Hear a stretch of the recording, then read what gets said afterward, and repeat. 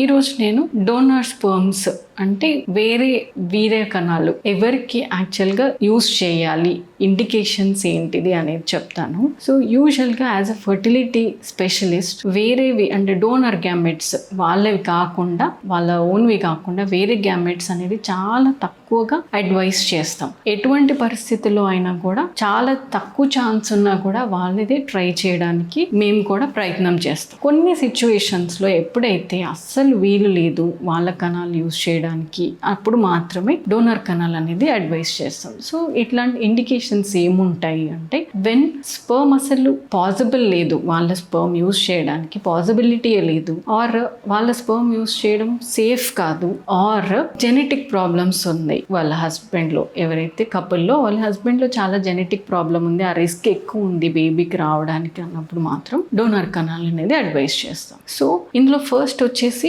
చాలా తక్కువ sperm count or zero sperm count.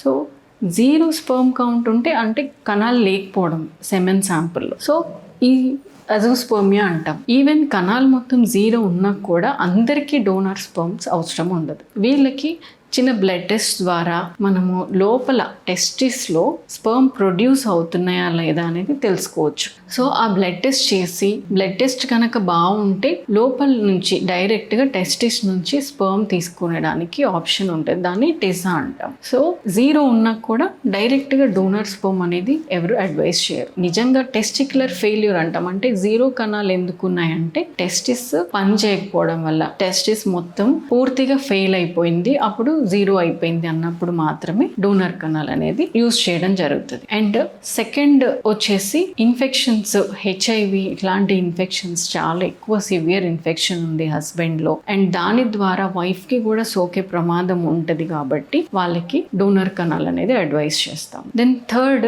Genetic issues. So ఎప్పుడైతే హస్బెండ్లో వాళ్ళ ఫ్యామిలీలో కానివ్వండి, హస్బెండ్లో కానివ్వండి సివియర్ జెనెటిక్ ప్రాబ్లమ్స్ ఉన్నాయి, అండ్ ఆ జెనెటిక్ ప్రాబ్లమ్స్ కూడా బేబీకి వచ్చే రిస్క్ ఎక్కువ ఉంది, అలాంటి టైంలో కూడా కొన్ని మనకి అడ్వాన్స్డ్ టెక్నిక్స్ ఉన్నాయి. ఐవీఎఫ్ చేసుకొని, ఎంబ్రియో జెనెటిక్ టెస్ట్ చేసుకొని, పీజీటీ-ఏ, పీజీటీ-ఎం ఇట్లాంటివి పీజీటీ జెనెటిక్ టెస్ట్ అవైలబుల్గా ఉంటాయి. బట్ దాని ద్వారా కూడా బేబీకి వచ్చే ఛాన్సెస్ చాలా హై ఉన్నాయంటే అప్పుడు డోనర్ స్పర్మ్ అనేది అడ్వైస్ చేస్తాం. సో చాలా లాస్ట్ ఆప్షన్ గానే మేము ఇది అడ్వైస్ చేస్తాం. And when ever donor sperm use చేయాల్సి వచ్చినప్పుడు బోత్ ద కపుల్ అంటే హస్బెండ్ అండ్ వైఫ్ కి ఇన్ఫార్మ్ చేయాలి దట్ ఈ ప్రాబ్లం వల్ల దీన్ని డోనర్ స్పర్మ్ యూజ్ చేయాల్సి వస్తుంది. కంపల్సరీ ఇద్దరికి ఇన్ఫార్మ్ చేయాలి, ఇద్దరి కన్సెంట్స్ అంటే సిగ్నేచర్స్ తీసుకోవాలి. Psychological counselling is also very important. So వాళ్ళన్నీ ఓకే అన్నప్పుడే, ఇద్దరు కూడా ఓకే ఉన్నప్పుడే స్పర్మ్ అనేది డోనర్ యూజ్ చేయడం జరుగుతుంది.